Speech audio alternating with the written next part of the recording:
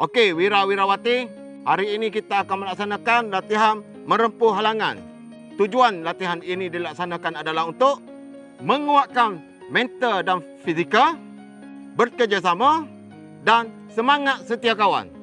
Dalam latihan ini, kamu hendaklah berjalan, melompat, meniti, merangkak dan memanjat. Faham? Faham, Tuan. Okey, kalau dah faham, kita mulakan sekarang. Cepat, cepat. Laju sikit. Imbang badan tu.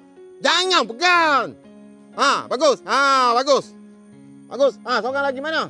Cepat. Cepat. Lajulah sikit. Alah, jangan pegang. Bagus, laju. Bagus.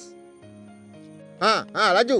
Macam tu. Masuk kaki dalam tu. Lajulah sikit. Bagus, bagus. Seorang lagi. Ikut tengah lah, bukan tepi. Bagus. Masuk kaki tu. Bagus. Alah, Allah. Apa kau ni pula? Laju, laju. Bagus. Bawa dengan baldi-baldi lah pula. Cepat, cepat. Mana? Okey, kakak. Okey, lompat. Okey, bagus. Okey, bagus. Satu lagi. Satu lagi. Cepatlah. Tu langkah. Lompat, lompat. Okey, bagus. Seorang lagi. Cepatlah. Lompat.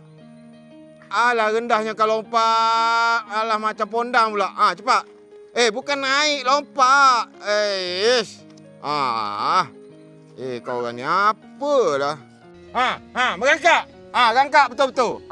Baik, baik. Cantik. Macam tu. Rapat lagi. Jangan kena kepala. Bagus. Macam tu. Mana? Mana seorang lagi? Seorang lagi mana? Mengangkat, angkat. Cepat. Cepat, cepat. Jangan lekat pula kat bawah tu. Kawan kau lekat. Okey, okey. Cepat. Alah, merangkak pun tak boleh. Apalah kau orang ni. Panjat. Panjat. Kau buat macam ni, nanti aku pijak atas tangan kau, aku sambut kau daripada atas. Kau gila ke? Kau tengok ni, kita pakai kasut bola kau tahu tak? Kalau berlubang tangan aku macam mana? Betul macam mana? Aku ambil tangga, kau tunggu.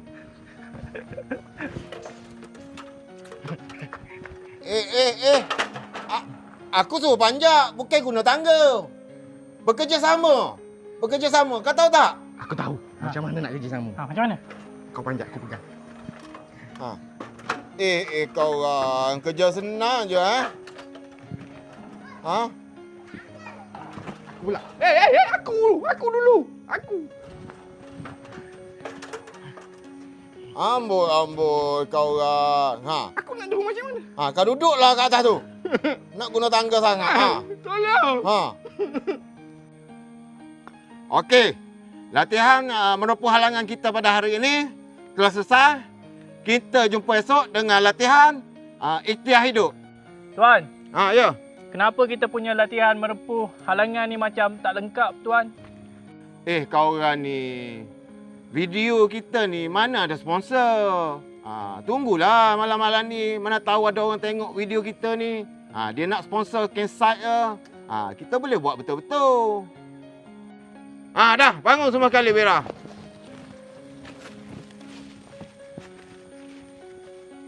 Skot sedia. Bersurau.